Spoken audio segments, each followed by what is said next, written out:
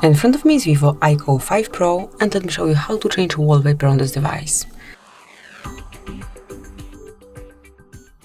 So at first let's open the settings, then find and select home screen, lock screen and wallpaper, and now just click on wallpaper.